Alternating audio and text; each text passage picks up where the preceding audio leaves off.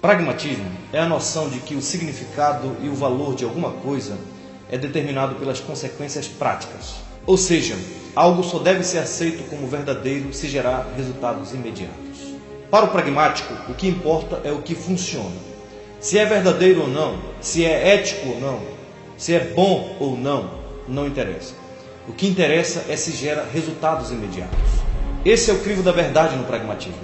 A grande pergunta do pragmático não é certo, mas dá certo?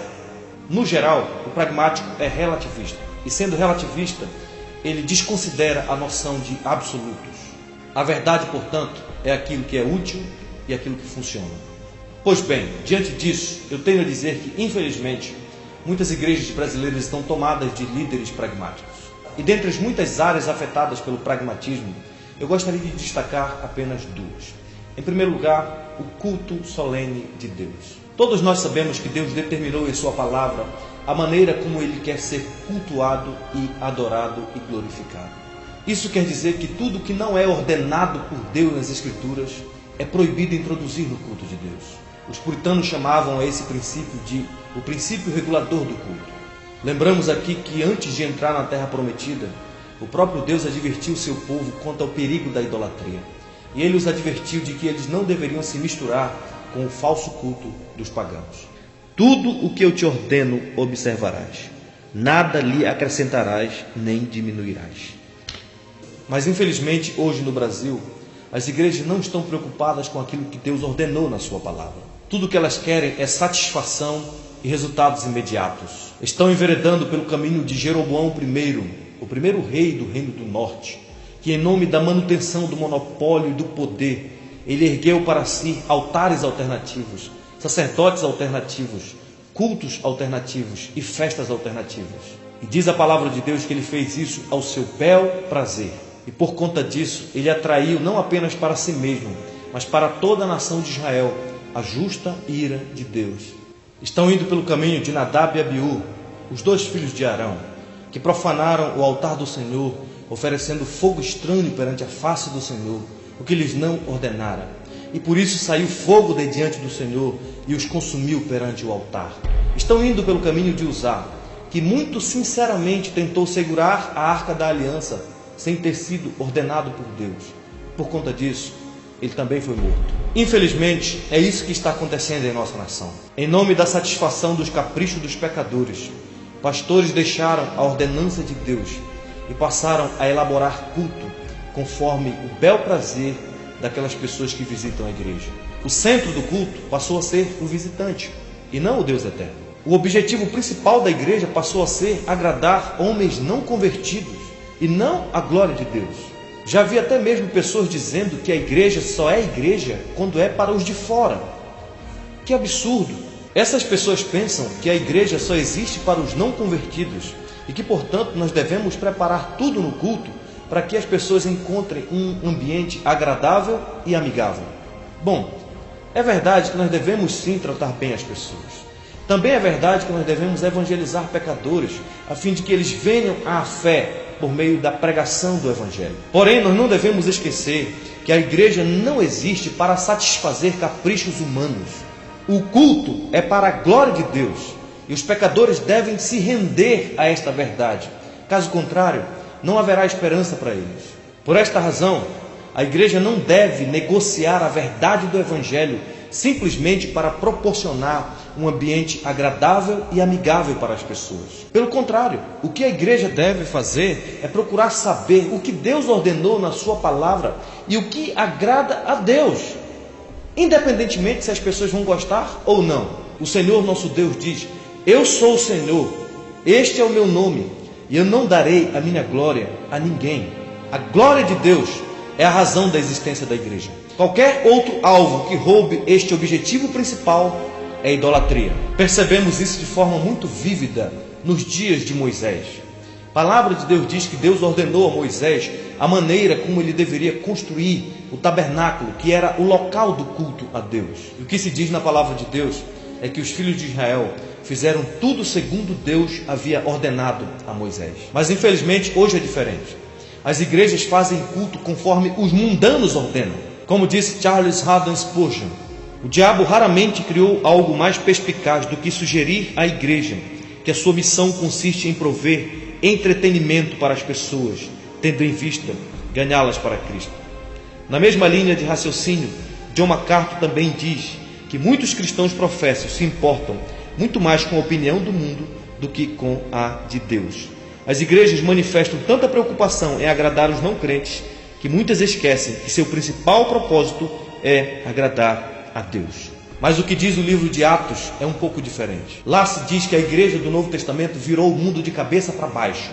Mas como disse John MacArthur, infelizmente hoje o mundo está virando a igreja de cabeça para baixo. Paulo diz em Gálatas capítulo 1, versículo 10: se eu agradasse ainda a homens, eu não seria servo de Cristo. Mas o que estamos vendo hoje? Cânticos pagãos com letras pagãs para agradar homens pagãos no arraial de Cristo. Sermões elaborados para levantar a autoestima das pessoas. E a glória de Deus foi deixada de lado e descartada. Spurgeon tem uma palavra a dizer sobre isso. Infelizmente, hoje a pregação fiel da palavra está sendo descartada e menosprezada em favor de novos métodos, tais como dramatização, dança, comédias, grandiosas atrações, concertos populares e outras formas de entretenimento. Por meio de apresentações dramatizadas, os pastores fazem com que as casas de oração se assemelhem a teatros. Transformam o culto em shows musicais e os sermões em arengas políticas ou ensaios filosóficos. Eles transformam o templo em teatro e os servos de Deus em atores cujo objetivo é entreter os homens. Infelizmente, é assim que nós estamos. Em nome do pragmatismo, nós pervertemos o culto de Deus. Outra área do evangelho afetada pelo pragmatismo foi a evangelização. Obviamente, nós não somos contra o crescimento sadio da igreja. E por isso nós temos que trabalhar a fim de que o reino de Deus avance aqui na terra. O problema é que as igrejas de hoje, em nome do pragmatismo, estão simplesmente em busca de sucesso. Livros e mais livros são escritos acerca de como fazer a igreja crescer. O problema é que a maioria dessas pessoas pensam que o principal critério para se avaliar o sucesso de uma igreja é a quantidade de frequentadores do culto. Nesse caso, não importa o que se faça para atrair gente para a igreja. O que importa é que a igreja esteja cheia. Senhores, isso é pragmatismo. E nós não podemos subestimar o seu poder destruidor. Deus não é pragmático. Deus estabeleceu em sua palavra, desde toda a eternidade, a maneira como Ele queria ser adorado e a maneira como o seu povo seria alcançado. O escândalo da cruz, visto como na sabedoria de Deus, o mundo não o conheceu por sua própria sabedoria. Aprove a Deus salvar os que creem pela loucura da pregação, disse o apóstolo Paulo. Aí você me pergunta, mas pastor, nós não devemos então evangelizar as pessoas? Nós não devemos ir atrás dos pecadores? Devemos sim chorar pelos pecadores perdidos. Devemos olhar para aqueles que estão perdidos com um olhar de terna misericórdia, de compaixão, como Jesus o fez quando contemplou as multidões. Devemos tocar no local ferido. Devemos nos importar. Devemos discipular. Devemos evangelizar pessoas. Só não podemos esquecer que Jesus compadeceu-se dos pecadores, lamentou e chorou por todos eles, mas nunca procurou diverti-los.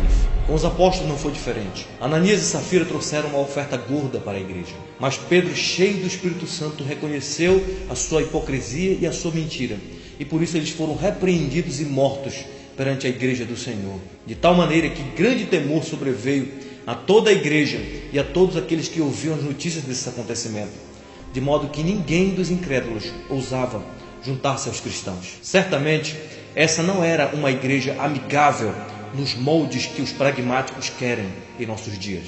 Então que isso fique bem claro para nós. Não podemos, em nome do crescimento da igreja, negociar os princípios fundamentais da nossa fé. A verdade da palavra de Deus não pode ser determinada por aquilo que funciona ou que não funciona. Paulo disse que os incrédulos não buscam a Deus. E Paulo ainda diz que os incrédulos odeiam a verdade de Deus. Eles estão mortos em seus delitos e pecados. E a menos que o próprio Deus os regenere, eles não darão uma resposta positiva ao Evangelho de Cristo Jesus. Queridos, nossos dias são difíceis. Primeiro, a igreja abandonou a pregação ousada como a dos puritanos. Em seguida, ela gradualmente amenizou seu testemunho. Depois, passou a aceitar e a justificar as frivolidades que estavam na moda do mundo. E no passo seguinte, passou a tolerá-las em suas fronteiras.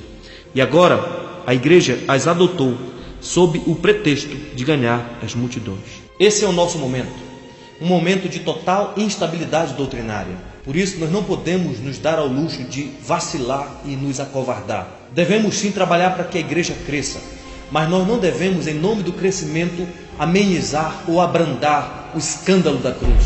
Se fizermos amizade com o mundo, nos tornaremos inimigos de Deus.